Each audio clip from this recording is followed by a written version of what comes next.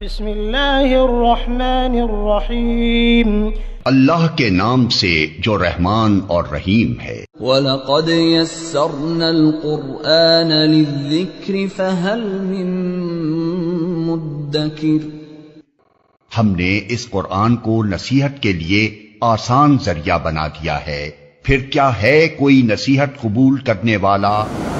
اعوذ باللہ من الشیطان الرجیم، بسم اللہ الرحمن الرحیم،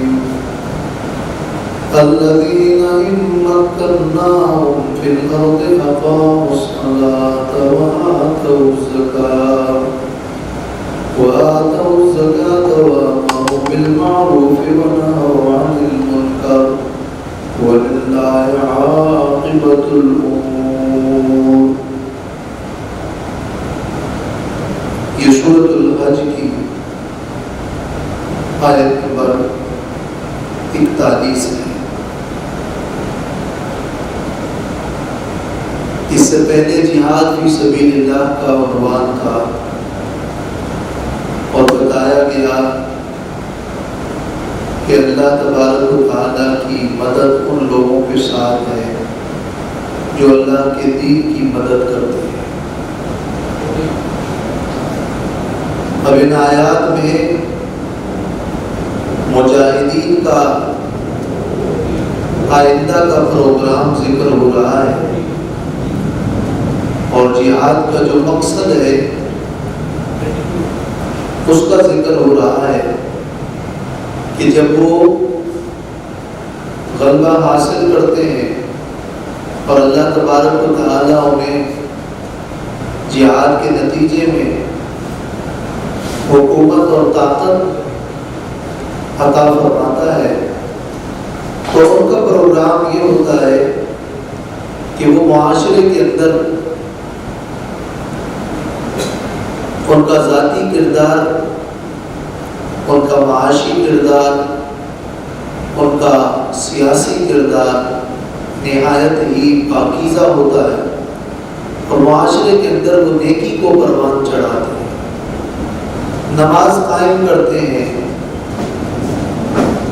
اور زکوٰۃ دیتے ہیں اور نیکی کا حکم دیتے ہیں اور منکرات سے روکتے ہیں۔ یہ اسلامی نظام حکومت کا 4 نکاتی لائحہ عمل ہے۔ الذین، وہ لوگ ہیں، یہ جو الذین ہے اس سے مراد ایک تو اس سے پہلے جو لفظ ذکر ہوا ہے الذین اخرجوا من دیارہم بغیر حق، اللہ تعالیٰ مظلوموں کی مدد پر قادر ہے اور یہ وہ لوگ ہیں جنہیں ان کے گھروں سے ناحق نکالا گیا، جو مہاجرین ہیں۔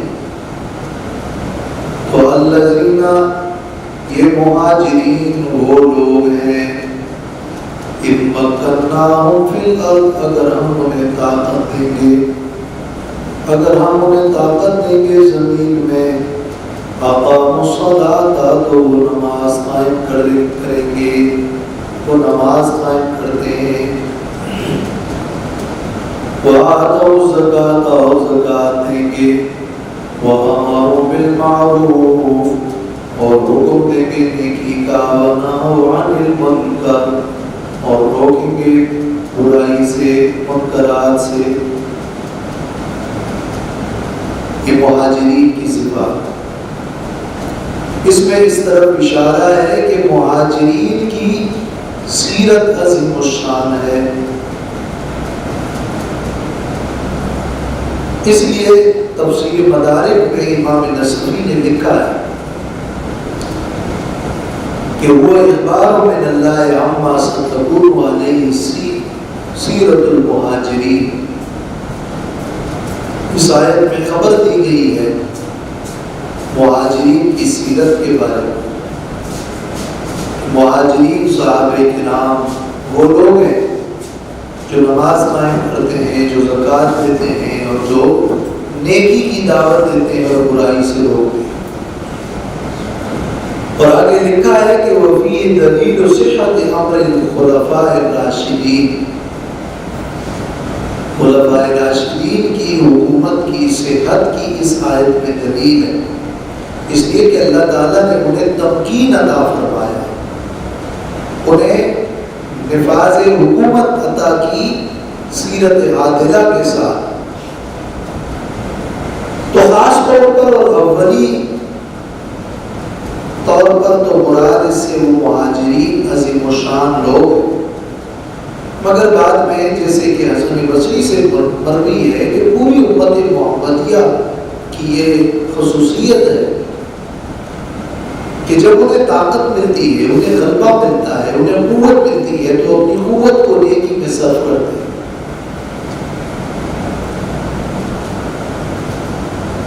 اور الذین کے بارے میں یہ بھی ہے کہ اس سے پہلے جو قریب میں گزرا ہے وَلَيَنْصُرَنَّ اللَّهُ مَن يَنْصُرُهُ، اللہ تعالیٰ ضرور ان کی مدد کرے گا جو اللہ کے دین کی مدد کرتے ہیں، اور یہ اللہ کے دین کی مدد کرنے والے لوگ مجاہدین وہ لوگ ہیں۔ یہ مَن يَنْصُرُهُ سے بدل ہے کہ مَن يَنْصُرُهُ کا بیان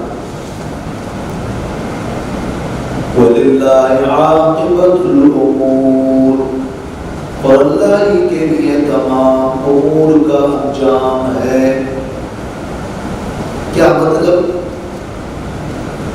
کبھی کبھار اہل حق مغلوب جو ہوتے ہیں تو وہ آخری انجام نہیں ہے، آخری انجام میں حق کا ہی غلبہ ہوتا ہے۔ وَلِلَّهِ عَاقِبَةُ الْأُمُورِ، اور تمام امور کا انجام اللہ کے پاس ہے، اللہ کے اختیار میں ہے اور اللہ ہی کے لیے ہے۔ امام نصفی نے لکھا ہے کہ مرجعها إلى حكمه وتقديره وفيه تاکید لما وعده، یعنی تمام امور کا مرجع اللہ کا حکم اور اللہ کی تقدیر ہے، لہذا ہم اگر ان کو طاقت دیں گے تو وہ نماز قائم کریں گے، نیکی کو پروان چڑھائیں گے۔ اگر کوئی کہے ایسا کیسے ہوگا تو جواب یہ ہے کہ تمام امور کا اختیار اللہ کے پاس ہے، تمام امور کا اختیار اللہ کے پاس ہے۔ اللہ نے تقدیر میں گویا لکھا ہے کہ ان کو اللہ قوت عطا فرمائے گا اور اس قوت کے نتیجے میں وہ نیکی کو پروان چڑھائیں گے، لہذا مایوسی کی ضرورت نہیں ہے۔ امور کا آخری انجام اللہ کے پاس ہے۔ حالات ایسے بدل جاتے ہیں کہ یہ مظلومین اور یہ مجاہدین ان کو اللہ غلبہ عطا فرماتا ہے، لہذا اپنی کوشش کرو، باقی انجام کار اللہ کے ہاتھ میں ہے۔ وَإِن يُكَذِّبُوكَ فَقَدْ كَذَّبَتْ قَبْلَهُمْ قَوْمُ نُوحٍ وَعَادٌ وَثَمُودُ۔ اس آیت میں ایک تو شدید وعید ہے کہ اگر اللہ کی آیات کو، اللہ کے دین کو یہ لوگ جھٹلائیں گے تو جس طرح پچھلے اقوام مکذبہ پر اللہ کا عذاب آیا تو تم پر بھی کسی نوعیت کا عذاب واقع ہوگا۔ وعید شدید ہے، اور ساتھ میں یہ تسلی کا ایک اور انداز ہے، جیسے شروع میں تسلی کا ایک انداز تھا کہ اللہ تعالیٰ دفاع کرے گا اور مخالفین کو دفع کرے گا، اسی طرح تسلی کا ایک اور انداز ہے، اور وہ انداز یہ ہے کہ اگر یہ لوگ نبی آپ کو جھٹلاتے ہیں تو یہ کوئی عجیب بات نہیں ہے، یہ کوئی نئی بات نہیں ہے. آپ فکر نہ کریں، غمگین نہ ہو. پچھلے اقوام مکذبہ نے بھی اپنے نبیوں اور رسولوں کو جھٹلایا تھا.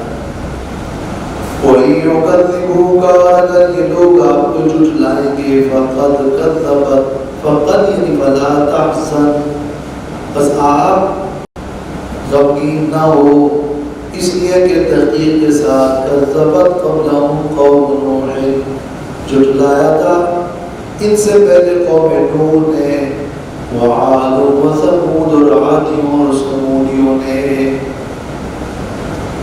قوم نوح کا کوئی مستقل نام مشہور نہیں تھا تو قوم نوح کا، اور ہود علیہ السلام کی قوم کا مشہور نام عاد، صالح علیہ السلام کی قوم کا مشہور نام ثمود. تو ثمود اور عاد کا ذکر ہے.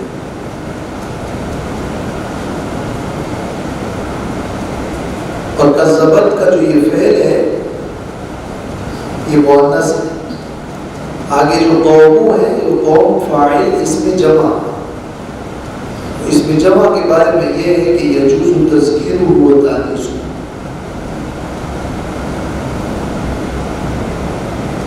علامہ ابو حیان وغیرہ نے لکھا ہے کہ یہ قوم یہاں امت اور قبیلۃ کی تعبیر میں ہے، تو اس لیے کذبت مؤنث ہے.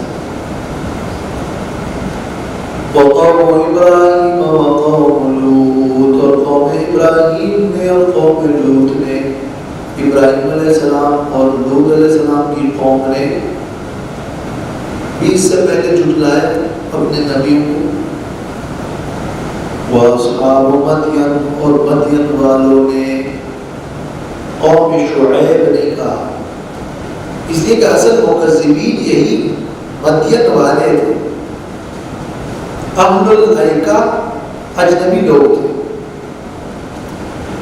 وَكُذِّبَ مُوسَىٰ، اور جھٹلائے گئے موسیٰ علیہ السلام. ان کا ذکر ایک اور انداز میں کیا. قوم نوح نے جھٹلایا، قوم عاد نے اور ثمود نے، قوم ابراہیم اور قوم لوط نے اور اصحاب مدین نے جھٹلایا، اور موسیٰ علیہ السلام تو جھٹلائے گئے. یوں نہیں کہا کہ قوم موسیٰ نے موسیٰ علیہ السلام کو جھٹلایا، اس لیے کہ ان کو جھٹلانے والے ان کی قوم نہیں تھی. قوم تو بنی اسرائیل تھی، وہ تو قبطی تھے جنہوں نے جھٹلایا. تو یہاں عمومی رکھا، کچھ قبطی اور کچھ بنی اسرائیلی بھی تھے. تو وَكُذِّبَ مُوسَىٰ، موسیٰ علیہ السلام کو جھٹلایا گیا اور انداز تبدیل کر دیا گیا، اس لیے کہ موسیٰ علیہ السلام کے معجزات بڑے عظیم تھے اور بڑے واضح تھے. تو انداز تبدیل کر کے کذبت کے بعد یہ کذبہ کا لفظ پھر سے مکرر لائے.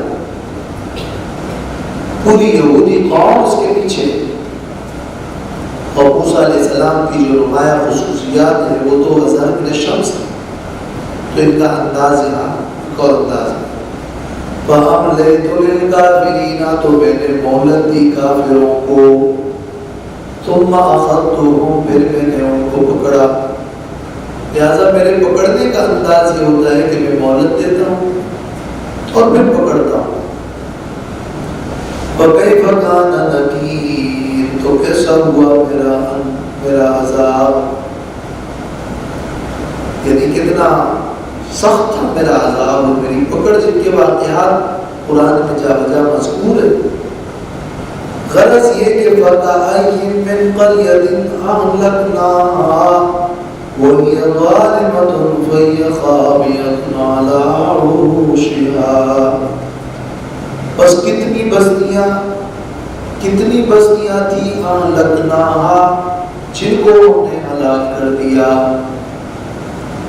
اور حال یہ ہے کہ وَهِيَ ظَالِمَةٌ، وہ بستیاں ظالم تھی، مشرک تھی. فَهِيَ خَاوِيَةٌ، تو اب ان کی کیفیت یہ ہے کہ فَهِيَ خَاوِيَةٌ عَلَىٰ عُرُوشِهَا، وہ بستیاں گری پڑی ہے اپنی چھتوں پر. یعنی ویران پڑی ہے. وَبِئْرٍ مُعَطَّلَةٍ اور کتنے کنویں معطلۃ بیکار پڑے ہوئے. وَقَصْرٍ مَشِيدٍ اور کتنے بنگلے کوٹیاں مشید مضبوط. یعنی لوگ ہلاک ہو گئے, ختم ہو گئے, منعدم ہو گئے. منعدم عین سے.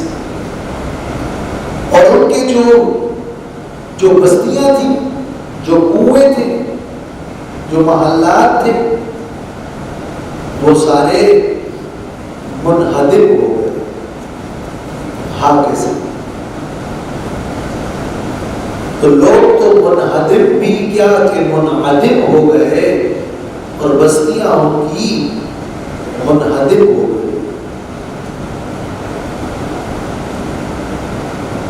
أَفَلَمْ يَسِيرُوا فِي الْأَرْضِ کیا نہیں چلتے یہ لوگ زمین میں.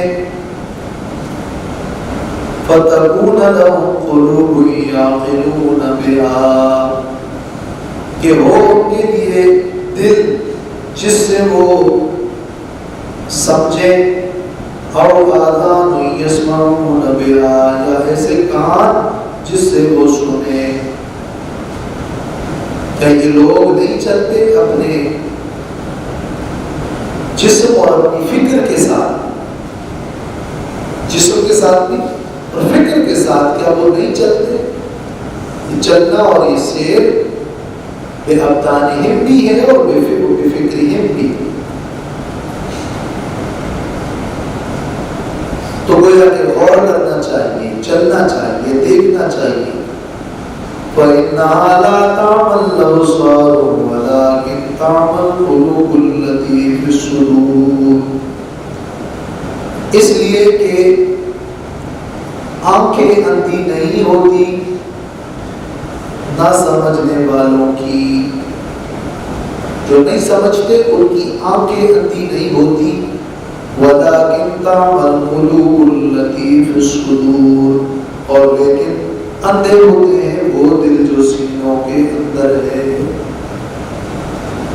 لہذا غور و فکر سے کام لو, مشاہدات اور تاریخوں سے عبرت لو.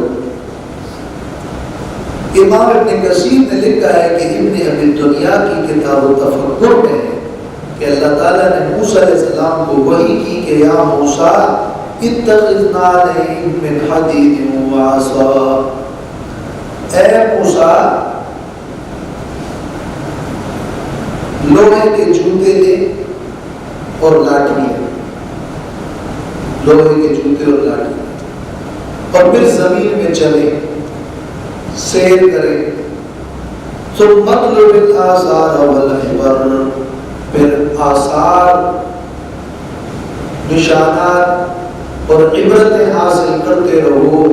حتی یتخرق النعلان وتنکسر العصا یہاں تک کہ یہ لوہے کے جوتے پھٹ جائیں اور لاٹھی ٹوٹ جائے. اور اس کے بعد لکھا ہے کہ ابن ابی دنیا نے کہا ہے کہ قال بعض الحکماء, بعض حکماء کہتے ہیں اپنے دل کو مواعظ کے ساتھ زندہ رکھو, بعض نصیحت کے ذریعے سے اپنے دل کو زندہ رکھو. یہ دلوں کی زندگی اور غور و فکر کے ذریعے سے اس کو منور کر دو, اور زہد کے ذریعے سے, دنیا سے بے رغبتی کے ذریعے سے اس کو مار دو, اور یقین کے ذریعے سے اس کو قوت بخشو, اور موت کے ذریعے سے اس کو ذلیل اور تابع کر دو.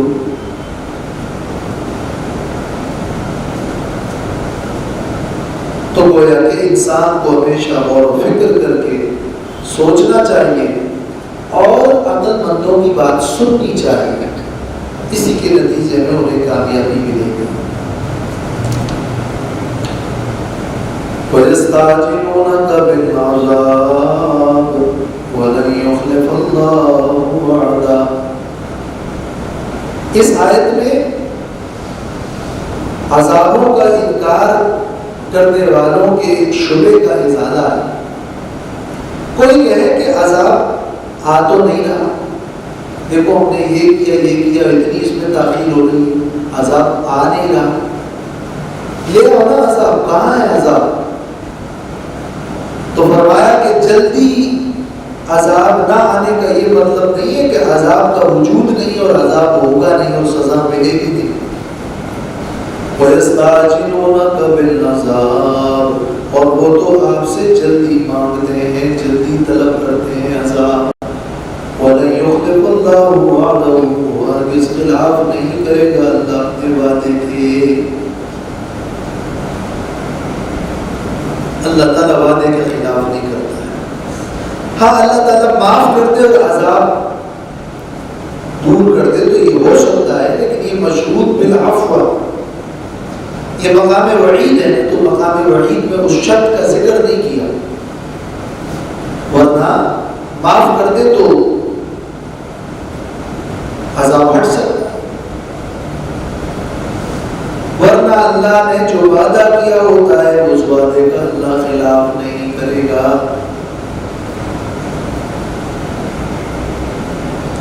اللہ اپنا وعدہ پورا کرتا ہے۔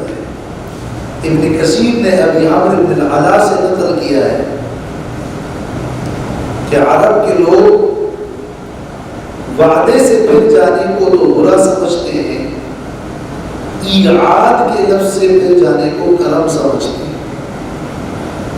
ایک ہے وعد، ایک ہے ایعاد،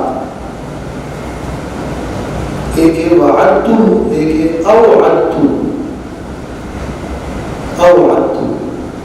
تو یہاں وعدہ کا لفظ ہے، اللہ اپنے وعدے کے خلاف نہیں کرے گا، وہ برا ہے۔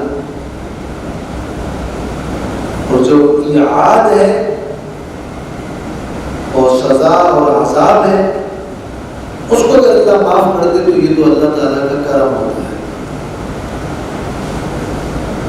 وَإِنَّ يَوْمًا عِندَ رَبِّكَ كَأَلْفِ سَنَةٍ مِّمَّا تَعُدُّونَ، اور بے شک ایک دن تیرے رب کے نزدیک 1000 سال کے برابر ہے اس میں سے جو تم گنتے ہو۔